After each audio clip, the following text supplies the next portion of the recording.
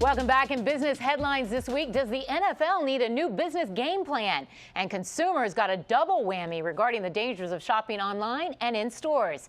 Here to talk about those topics and more, Barbara Lang of Barbara Lang Strategies, Washington Post columnist Robert McCartney, and Art Gilliland, head of HP Enterprise Security. Welcome to you all. Barbara Lang, let's have the two women start off by talking about the NFL. You led the D.C. Chamber of Commerce. You're not big on rules and regulations. You say every business should decide for themselves, but do we need new rules and regulations for how the NFL does business? Well, I think the NFL has got to look at themselves very carefully. What has happened these past few weeks and what has just been revealed is absolutely outrageous.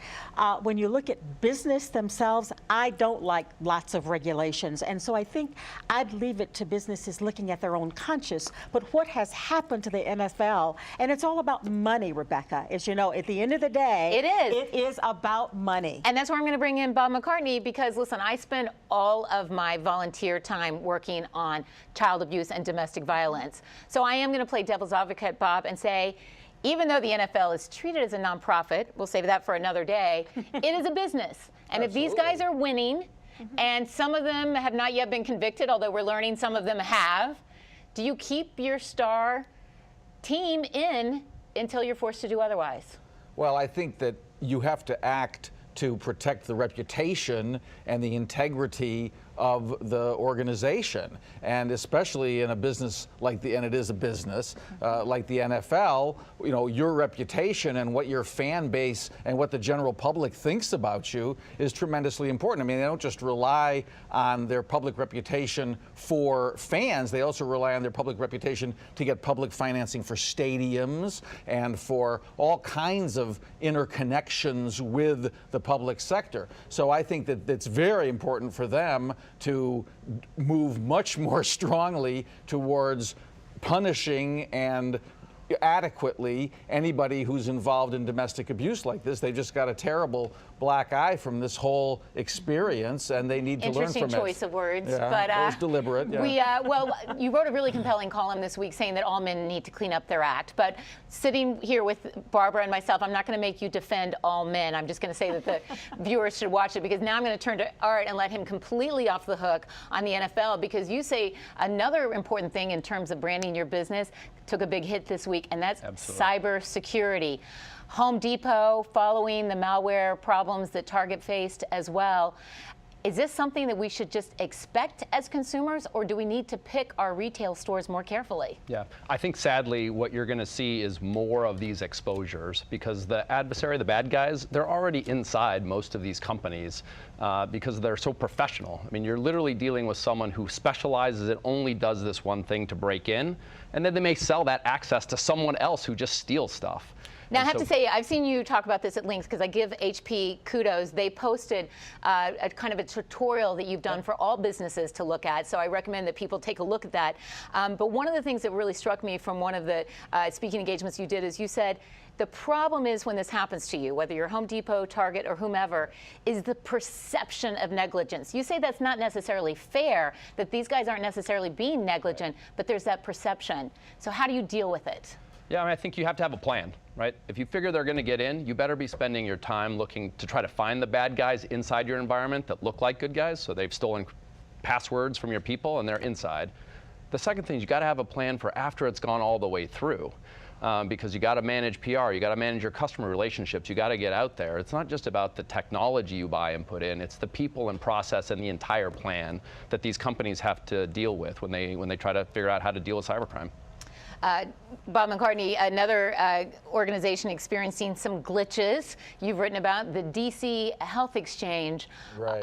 Tell us where you see the problems in the health exchange. Yeah, well, I wrote a couple of columns about the problems that consumers were having, that users were having, applying for and getting health insurance through the DC Health Exchange. I have to say, I've been impressed with the leadership at the Health Exchange. I think they've done a better job than a lot of places. But even with good leadership, these health exchanges clearly are not working as advertised. Well, they're not providing high quality 5 Sigma, 6 Sigma customer service. I think they really want it. The people who are running the health exchange, they're really committed to trying to improve things. They're really committed to trying to fix things, but it's just too complicated. It's been too complicated from the start. The computer system wasn't very good to begin with.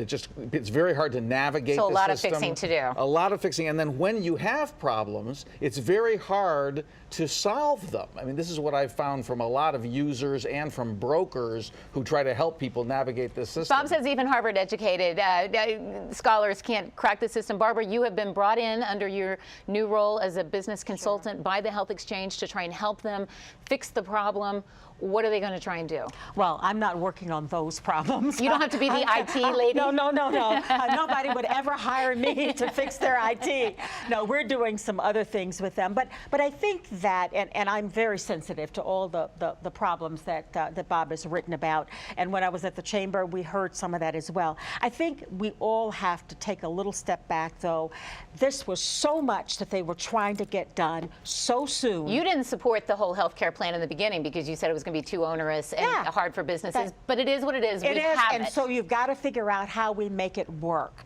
And as any new business, and this is a new business that they, started up last year, you're going to have things along the way that are not going to work well. I want to turn to Bob on one more topic, but just quickly, how confident are you that they can fix the overriding problems that they're facing, or is this simply too big of a mandate? The DC Health Exchange? Yes. Oh, I think they'll get there. I think they will get there. To be continued. They can fix it. To be continued. Yeah. With time, Robert McCartney, just ending on this, business leaders looking at how they do business in Virginia, D.C. lawmakers looking at whether they change ethics rules in D.C. Give us the quick synopsis on the fallout from the McDonald verdict. Should business leaders change how they do business when it comes to lobbying lawmakers in the Commonwealth, in D.C., in Maryland? Well, I think that business leaders are going to find that in Virginia in particular, that the politicians are going to be very wary of playing ball in the ways that they've played ball in the past. I think that business leaders will find that the politicians are going to be very reluctant to accept too many gifts, especially personal gifts or anything that would look bad in the paper, at least for a while, because the publicity over the McDonald verdicts was so negative and it got so much attention that I think the politicians are going to be nervous. Plus, you've got federal prosecutors now, not just in Virginia, but across the country, emboldened by this verdict to go out and go after any politician who takes anything that he or she should. Okay, I got to wrap. Barbara Lang, will the laws change in Virginia, D.C., and Maryland? At least D.C. you've been looking at. Are they going to change? They should. They should. They should. I'm I not agree. confident that they are ready. I agree. We'll be right back.